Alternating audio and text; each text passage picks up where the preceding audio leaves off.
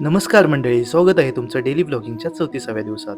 सकाळी जिम झाल्यावर घरी यायला निघालो आणि घरी येताना सहजच विचार आला, बालपण किती भारी होतं. किती भारी होतं ते टप्प्याटप्प्यानं मी तुम्हाला सांगत जाईन. घरी आल्यावर पहिल्यांदा ठिबकला हा जॉइंटर लावून घेतला, कारण आम्ही हा पाईप कापला होता. त्यानंतर लगेचच पाणी भरून घेतलं आणि भावाने सकाळ सकाळच मला नारळ सोडून दिला. त्यानंतर आवरून नाश्त्याला भाकरी आणि भाजी खाल्ली आणि आज मला जास्त काही काम नव्हतं, फक्त या शेंगा राखायच्या होत्या.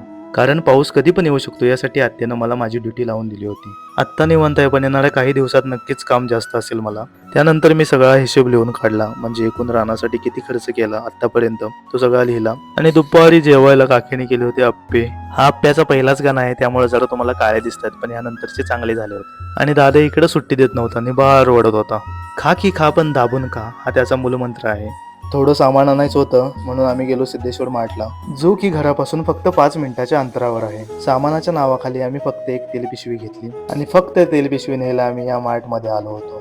आणि घरी जाताना त्याला पण मी एक प्रश्न विचारला की तुझं बालपण कसं होतं. तो बोलला, आता गाडी चालव, उद्या सांगतो. परत संध्याकाळी आम्ही चाललेलो मळ्याकडे. त्या साईडला तुम्हाला फावडं दिसतंय ना, त्यावरून तुम्ही अंदाज लावलाच असाल की हे दोघे मळ्याकडे कशाला चाललेत. तर विषय असा होता की उसातली दारं मोडायची होती. ती मोडून झाल्यावर आम्ही घराकडे जायला निघालो. मंडळीनो, तुम्हाला माझे व्हिडिओ कसे वाटतात ते कमेंट करून कळवा. व्हिडिओ आवडत असतील तर जास्तीत जास्त शेअर करा, तुमच्या भावाला सपोर्ट करा आणि जाताना फॉलो तेवढं करा.